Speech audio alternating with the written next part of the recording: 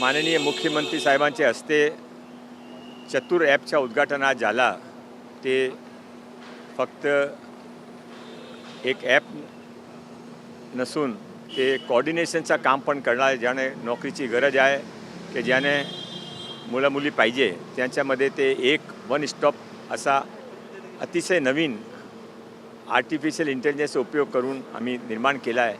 त्यांच्या लोकार्पण माननीय मुख्यमंत्रीचे हस्ते झाला। त्याशिवाय आता जी NGO संस्था इथे जुळलेली आहे त्यांच्या पण आमचे साठे करार झाला।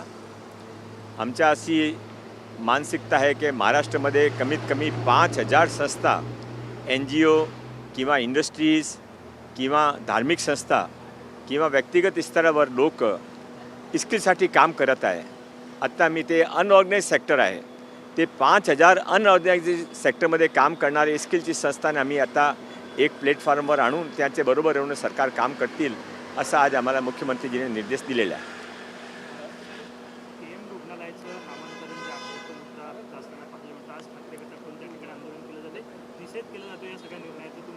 ठीक आहे, त्याने सांगा की त्याने पब्लिकली हा सांगावा की आम्हाला किंग एडवर्ड जास्त भावता, त्याशिवाय आम्हाला कोणी चालत नाही। तर ठीक आहे, हा माझ्या मी भूमिका मांडली। आता सरकार आपला निर्णय करतील।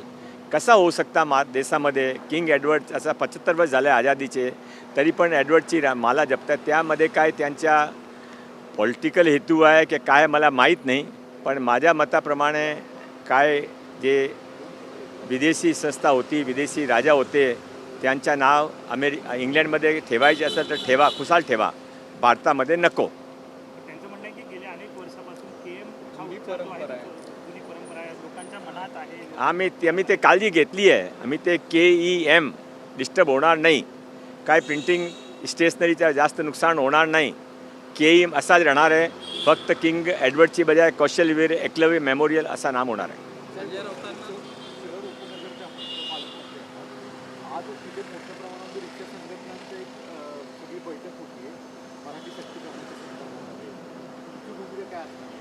माननीय मुख्यमंत्रीजीने या भूमिका मांडली आहे की महाराष्ट्रामध्ये मराठी शिकली तर सर्वांची जिम्मेदारी आहे।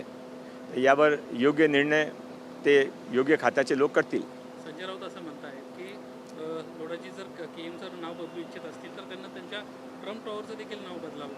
अमेरिकेने ज्या पद्धतीने आपल्या देशावर सध्या आपल्या काळात काही गोष्टी केलेल्या आहेत, त्यामुळे संघानं आता अशी जी गुलामगिरी आम्हाला नको आहे, त्यामुळे त्यांना ते नाव बदलून छत्रपती शिवाजी महाराज टॉवर असं ठेवा। बरोबर आहे, त्यांच्या जे म्हणणं बरोबर आहे। मी त्यावर मी बिझनेसमध्ये नाही आहे, तर त्यावर काही बोलू इच्छित नाही।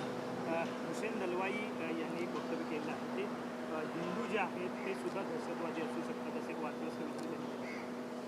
असं आहे की हुसेन दलवाईने सांगावा किंवा ते आपले अबू आदमीने सांगावा, ते सर्व एक थैलीचे चट्टेबट्टे आहे। हिंदू जर दहशतवादी झाले असते तर ते ज्याने आत्तापर्यंत ज्याने बम विस्फोट केला भारतामध्ये, मेमन, त्यांचे माफीसाठी ज्याने पत्र लिहिला, ते फक्त भारतामध्ये जनप्रतिनिधी म्हणून इलेक्ट होऊ शकता। इथं मोठा हिंदुवाचा मन आहे, हिंदुस्थानचा मन आहे।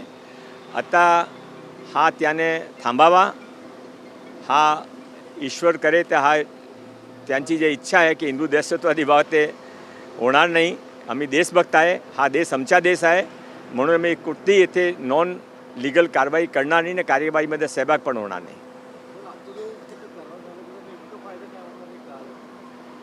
आता असं आहे की ते स्किल फक्त सरकारच्या काम राहिल्यानं नाही, आता समाजाने बरोबर आलं पाहिजे, म्हणून आम्ही माननीय मुख्यमंत्री साहेबांनी आवाहन केला होता। मोठी संख्येमध्ये सर्व NGO पुढे आल्या आहे, त्यामुळे त्यांच्याबरोबर येऊन काम करू।